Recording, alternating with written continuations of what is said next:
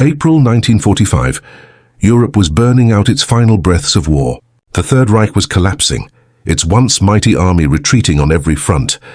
But in the Bavarian countryside, the war still had teeth. And in the middle of it, 8 young American soldiers were about to make history. Exhausted, low on ammunition and completely cut off, this small US patrol found itself facing an entire German garrison, over 500 men strong. Surrounded, outnumbered, and with no hope of reinforcement, their situation should have been hopeless. Yet what followed became one of the most astonishing reversals in World War II. Through a combination of cunning, nerve, and sheer luck, these 8 men managed to convince the enemy that they commanded an entire battalion. What started as a desperate act of survival would end in the mass surrender of hundreds of German soldiers. This was not a story of brute force, but of psychology, deception, and the courage to gamble everything when there was nothing left to lose. It was one of the final, unbelievable moments of World War II, the day when 8 men captured 500. By April 1945, Germany was coming apart at the seams. The once mighty Reich had been reduced to a desperate shell of its former self. The Allies were pushing in from the west, the Soviets were closing in from the east, and the skies above roared with the sound of Allied bombers. Cities lay in ruins and entire divisions were scattered, cut off, or simply gone. But even in these dying days of the war, German resistance still flickered, unpredictable, dangerous, and ready to strike from the shadows. In southern Germany, in the rolling hills of Bavaria, a small patrol from the US 13th Armored Division pushed forward under General Patton's Third Army. Their mission seemed simple on paper: scout ahead, locate enemy positions, and secure a safe route for the rest of the division. But nothing was ever simple in the final chaos of World War II. The German army was no longer centralized. Units fought on instinct, local commanders made decisions on their own, and surrender was often a matter of pride, not reason. The patrol, just 8 men, was led by Sergeant William Bill Walsh, a calm and steady leader whose men trusted him implicitly. They had seen everything the war could throw at them: shattered towns, ambushes, and the strange emptiness of a country that was losing its will to fight. As they moved through a quiet valley near Löfingen, the world around them felt eerily still. The usual sounds of war, as gunfire, shouting, engines, had faded. It was as if the land itself was holding its breath. Then, through the haze of smoke and morning fog, Walsh spotted movement. He raised his binoculars and froze. Down below, the fields were alive with soldiers, hundreds of them. German troops were digging in, manning defensive positions and moving equipment. Anti-tank guns were set up along the road. It wasn't a small rear guard. It was a garrison nearly 500 men strong. Walsh's heart sank. His squad was deep behind enemy lines, and there was no radio contact. Retreating might mean discovery and death. Fighting was impossible. They had stumbled right into the middle of a hornet's nest. He motioned for his men to take cover inside a nearby farmhouse. Inside, the air was heavy with the smell of damp wood and fear. They whispered about what to do next. One soldier cursed under his breath. Another began to pray quietly. The odds were hopeless, 8 against 500. Walsh sat near a window staring out at the German positions. The enemy soldiers were everywhere, but they moved without confidence, without energy. These were men who knew the war was lost. That realization sparked something in him. The Germans were frightened, uncertain, and exhausted. Maybe fear could be turned into a weapon. That night, as the others tried to rest, Walsh stared into the darkness, formulating a plan that defied logic. He wasn't going to hide. He was going to make the enemy surrender at dawn. Sergeant Walsh gathered his men in the shadow of the farmhouse. The pale light of morning crept over the hills, revealing the distant silhouettes of German helmets and the glint of gun barrels. The men looked to him for answers, their faces drawn with exhaustion and disbelief. Walsh's plan sounded insane, but in war insanity sometimes worked better than logic. He told them quietly, "They don't know how many of us there are. That's our advantage." The idea was simple, terrifying, and audacious. If they could convince the Germans that a large American force surrounded them, they might surrender without a single shot being fired. It was a psychological gamble, one that relied entirely on fear, timing, and the broken morale of the enemy. The men took positions around the farmhouse and along the tree line, spreading out to appear larger in number.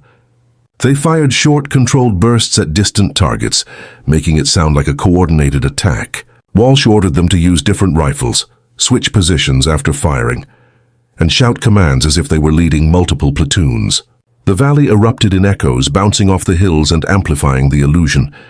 To the Germans, it must have sounded like hundreds of Americans had arrived overnight.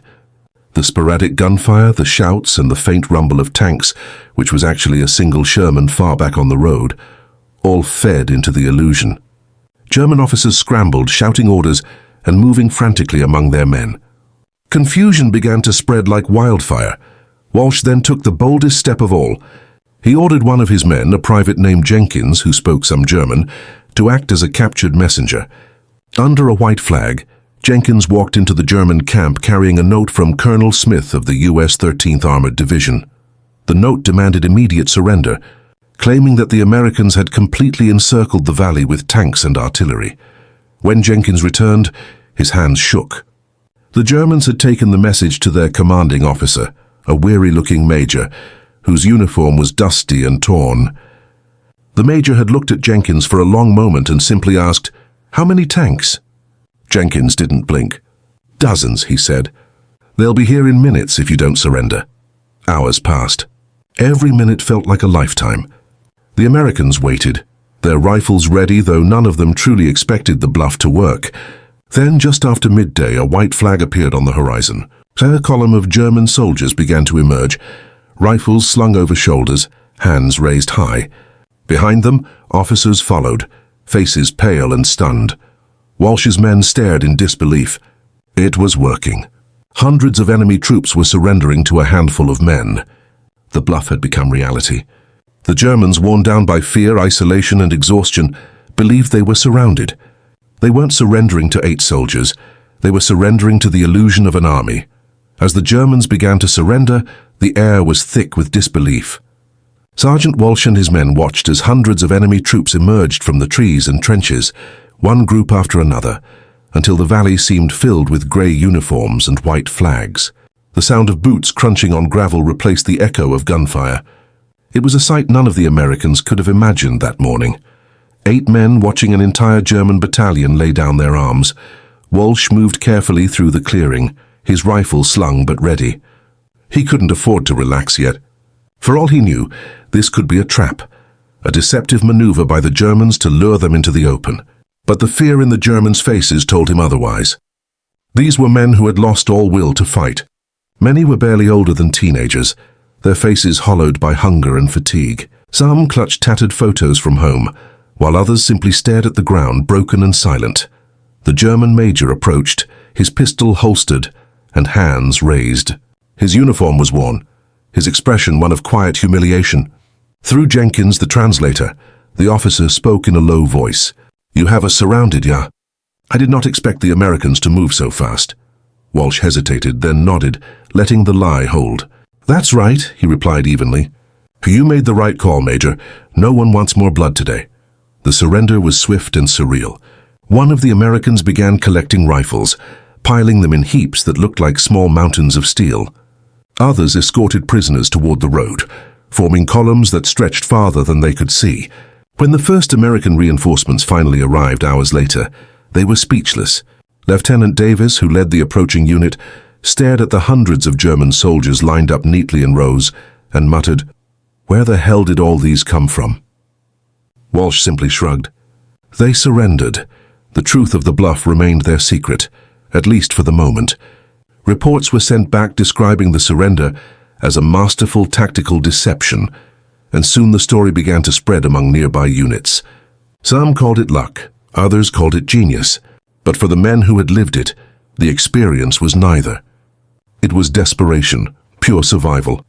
They had been trapped with no way out, and they'd used the only weapon they had left, fear. As night fell, the Americans shared what little food they had with some of the prisoners. There was no gloating, no mockery, only quiet understanding. War had stripped both sides of pride, leaving only exhaustion and relief. Walsh sat by a broken fence, watching the flames of a campfire flicker across the valley, where hundreds of men now rested under guard. In that moment, he realized how thin the line was between courage and madness, and how for one extraordinary day, it had been enough to make 8 men look like an army. When the war finally drew to a close, the story of Sergeant Walsh and his men continued to circulate among the ranks of returning soldiers. It became one of those battlefield legends that lived on in mess halls and campfires, a testament to the power of quick thinking in the face of impossible odds. But for the men who had lived through that long, tense day, it wasn't a tale of glory. It was a haunting memory, a reminder of how close they had come to disaster and how fragile survival really was. Walsh returned home to a small town in Ohio, where banners fluttered and families gathered to welcome their boys back from Europe. He was hailed as a local hero, but when asked about his brilliant victory, he would simply smile and shake his head. It wasn't brilliance, he'd say softly. It was fear that didn't freeze.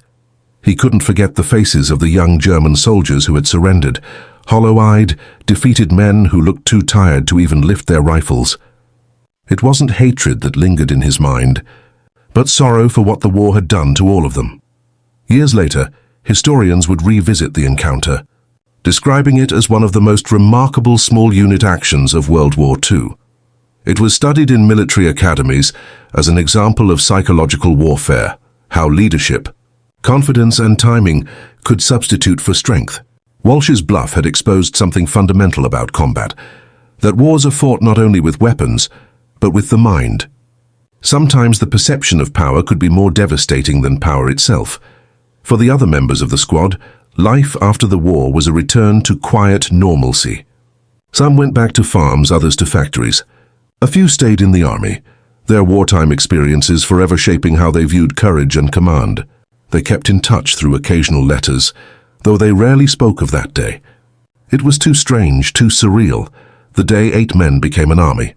One autumn afternoon, decades later, Walsh stood before a group of high school students during a Veterans Day assembly. The room was quiet as he told his story, not with bravado but with reflection. He paused before the end and said, "People talk about bravery like it's something you plan, but the truth is, bravery is just doing what you have to when everything else has failed." That's all it ever was. As he left the stage, a teacher stopped him and asked if he'd ever been afraid during that standoff. Walsh smiled faintly. "Every second," he said, "but fear's no reason to stop moving." The legacy of those 8 men didn't rest in medals or parades. It lived in the lesson they left behind, that in the darkest hours of war, when the odds seem insurmountable, human ingenuity and courage can still rewrite the ending. And though history would remember it as a miracle, for the men who lived it would always remain something simpler, a desperate gamble that somehow worked. In the years following the war, the event that became known as the surrender of the 500 grew into a story that echoed through generations of soldiers. It was retold not only as a legend of World War II bravery, but also as a lesson in the unpredictable nature of combat, how moments of chaos could turn into triumph through human instinct and nerve. Military historians examined the incident, calling it one of the most extraordinary psychological victories of the European campaign. For Sergeant Walsh and his squad, it was surreal to see their desperate bluff become the subject of study and admiration. But to them it wasn't strategy. It was survival, pure and simple. Walsh rarely talked about the war in his later years. When people pressed him about the famous surrender, he'd chuckle and say, "We just looked more dangerous than we were." He carried himself with quiet humility, never seeking the spotlight. His men were the same, each haunted in small ways by the war's memory, each grateful simply to have made it home. Still, whenever they reunited at division gatherings, someone would bring it up. They'd laugh about how Jenkins had tried to make his voice sound like a tank commander over the radio, or how Private Ellis had accidentally tripped during the bluff, nearly giving them away. The laughter came easily now, but beneath it lingered the weight of what they had witnessed, the thin thread between life and death that had held just long enough to save them. As decades passed, the war faded into history books, but stories like theirs continued to inspire.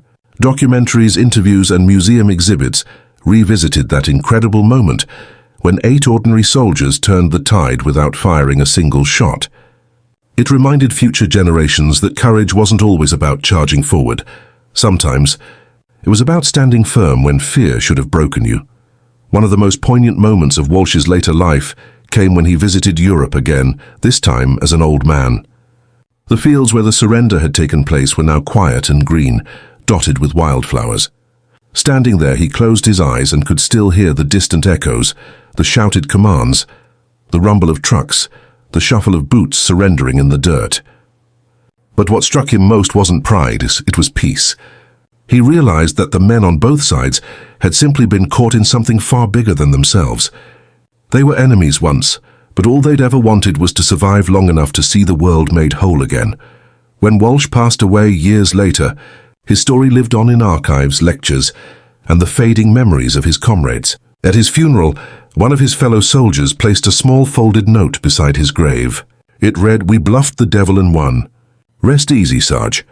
That single line summed up what made their story unforgettable. Not the numbers, not the tactics, but the sheer defiance of 8 men who refused to surrender. Even when every rule of war said they should, it was a story of heart over fear, of wit over might. And in the end, it became one of World War II's quietest yet most enduring victories.